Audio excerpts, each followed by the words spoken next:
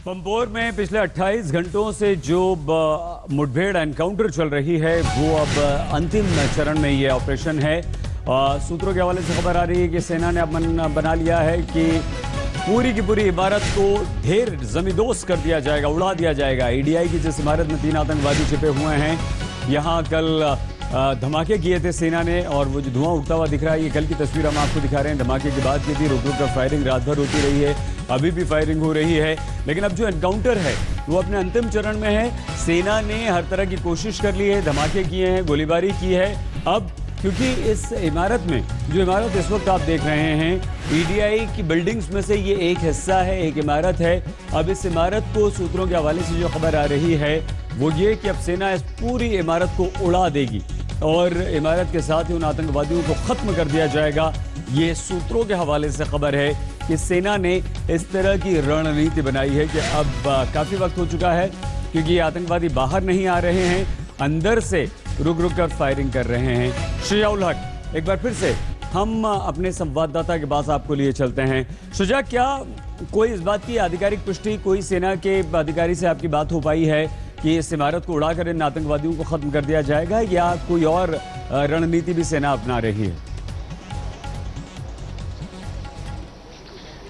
देखिए सैयद, आधिकारिक रूप से पुष्टि तो नहीं की जा रही है, लेकिन ये साफ है कि और सूत्रों के हवाले से भी खबर है कि कोशिश यही की जा रही है कि किसी तरीके से इस जो बिल्डिंग है, ईडीआई की बिल्डिंग है जिसमें ये मिलिटेंट घुसे हुए हैं, उसको गिरा दिया जाए। इनफैक्ट काफ़ी सारा जो है आईईडी इस पे इस्तेमाल किया गया है और आगे भी इस्तेमाल करने की आशंका है। रॉकेट्स भी इस्तेमाल किए जा रहे हैं। मैं आपको बता दूं कि ये बिल्डिंग बहुत ही मजबूत बिल्डिंग है, कंक्रीट का एक 7 मंजिला स्ट्रक्चर है, और यही वजह है कि इस बिल्डिंग में ऐसे ऑपरेशन करना बहुत बहुत मुश्किल है। हम पहले भी इस पे बात कर रहे थे कि फरवरी का ऑपरेशन जो है वो इसी वजह से बहुत मुश्किल रहा था।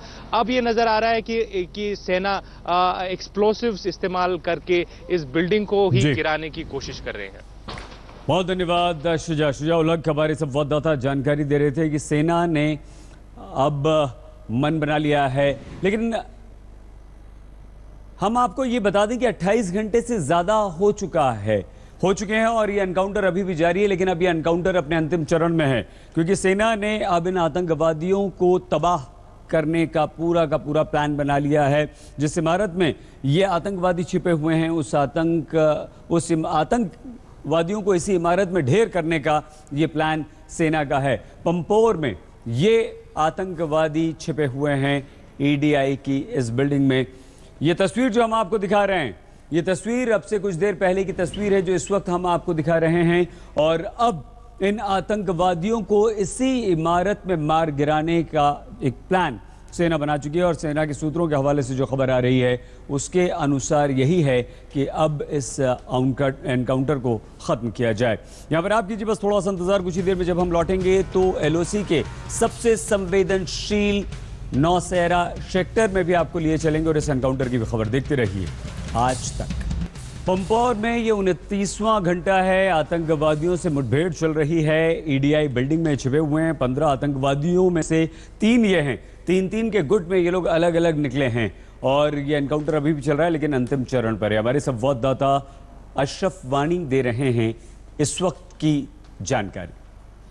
सेना की सूत्रों की माने तो भारतीय सेना की तरफ से पाकिस्तानी कब्जे वाले कश्मीर में सर्जिकल स्ट्राइक के बाद लश्कर तैयबा ने 5 सुसाइड स्क्वाड्स का गठन किया है। ये 5 लश्कर के फिदायीन दस्ते 3 सदस्य वाले दस्ते हैं, जिनमें 3-3 फिदायीन मिलिटेंट जो हैं वो बनाए गए हैं, और 5 ग्रुपों में से एक ग्रुप जो है लश्कर तैयबा का, वो हंदवाड़ा में सेना के साथ मुठभेड़ में मारा गया था। दूसरा ग्रुप जो 3 सदस्य वाला है वो सूत्रों के अनुसार ईडीआई के इसी कॉम्प्लेक्स में कल सुबह से छुपा हुआ है। ये दस्ता जो है राष्ट्रीय राजमार्ग को निशाना बनाने के लिए यहाँ आया था, लेकिन राष्ट्रीय राजमार्ग पर हमले से पहले उनको इस ईडीआई कॉम्प्लेक्स में घेरा गया, क्योंकि सेना के पास खबर आई थी कि इस तरह से मिलिटेंट जो हैं वो ईडीआई परिसर में दाखिल हो गए हैं। प्रधानमंत्री नरेंद्र मोदी आज विजयादशमी के अवसर पर लखनऊ में होंगे, तो क्या विजयादशमी से यूपी विजय का मंत्र और रास्ता तलाशेंगे प्रधानमंत्री? बताएंगे हम आपको बस सबसे कुछ ही देर में। आप बने रहिए हमारे साथ और देखते रहिए